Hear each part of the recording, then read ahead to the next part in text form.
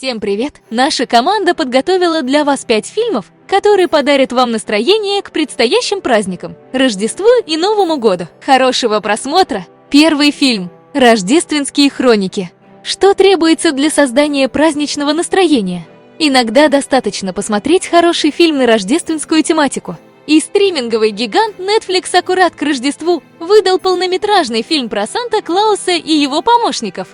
Сюжет начинается с того, что кадры семейных видеозаписей в канун Рождества показывают семейство Пирсов, где супружеская пара с 2 детьми год от года становится взрослее, но продолжает получать отвратительные праздничные свитера от родственников. Последняя запись датируется 2017 годом, после чего зритель узнает, что Рождество 2018 для Пирсов может и не наступить. Отец семейства погиб, и семье предстоит встречать Рождество без него. Маму в канун сочельника вызывают на работу, поэтому подростку Тедди, который последнее время общается с плохой компанией. И его младшей сестре Кейт придется провести в одиночестве. Кейт все время пересматривает старые записи на видеокамере отца и случайно замечает на одной из записей мелькнувший красный рукав. Вдохновленная идеей заснять визит Санта-Клауса на видео, она, не без шантажа, убеждает брата помочь ей.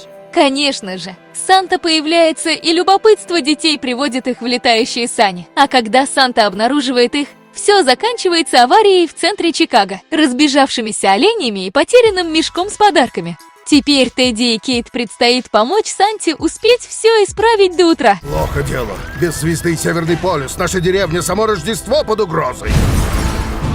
Второй фильм «Мистер Джангл и рождественское путешествие». Мистер Джангл – изобретатель, который умеет мечтать. Он уверен, что однажды сможет совершить такое чудо, которое удивит мир. Многолетний труд, естественно, приводит к положительному результату. Но, к сожалению, труды украли. С того момента мужчина паник. Супруга умерла, дочь уехала. Он остался один, и вместо магазина чудес появился обычный ломбард, где также можно было починить разные безделушки. Талантливый и честный, но забитый жизнью главный герой продолжает трудиться в своей лавке. Он отказывается называть себя изобретателем, чем огорчает своего юного помощника. Вообще, магазин магии и волшебства превратился в груду ненужных вещей.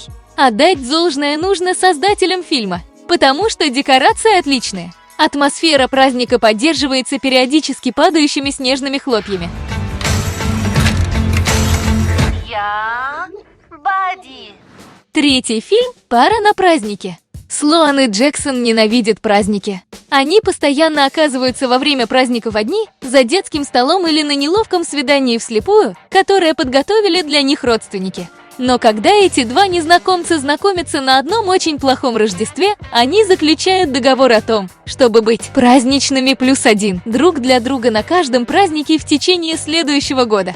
Их взаимная нелюбовь к праздникам и уверенность в том, что их совершенно не влечет друг к другу в романтическом плане, делают Слоана и Джексона идеальной парой на празднике. Но у любви свои планы насчет этой парочки. В центре сюжета находятся два персонажа. Девушка Слоан и парень Джексон. Обоим уже за 25, но они не спешат заводить что-то серьезное, так как и он, и она сильно обожглись в предыдущих отношениях. При этом обоих очень раздражает, что в обществе быть одиночкой на какой-то праздник значит быть неудачником. Поэтому, случайно встретившись в магазине, парочка решает стать друзьями на час и по договоренности проводить время на каждое мероприятие, где, скорее всего, необходимо быть 1+1. Даже несмотря на то, что в фильме все построено на отношениях, он совершенно не занудный и не ванильный. В нем много классных и современных шуток, которые будут понятны практически всем. Пошлый юмор тоже присутствует, но его немного, и он не такой трэшовый, как во многих других подобных картинах. Предохранялись хоть? Он тебе нравится, ты ему нравишься. Это надуманные проблемы. Четвертый фильм «Пусть идет снег». Это легкая мелодрама о том, как на судьбу некоторых школьников повлияло то, что снег все никак не может остановиться. У кого-то срывается вечеринка, так как родители не могут улететь из-за снега, кто-то знакомится со знаменитым певцом, потому что тот застрял в поезде, а кто-то признается в своих давно спрятанных чувствах. У каждого подростка своя трагедия, которая кажется им неразрешимой и самой ужасной. Однако снег словно на время укутывает их своим снежным покрывалом, и они находят в себе силы для решения своих проблем.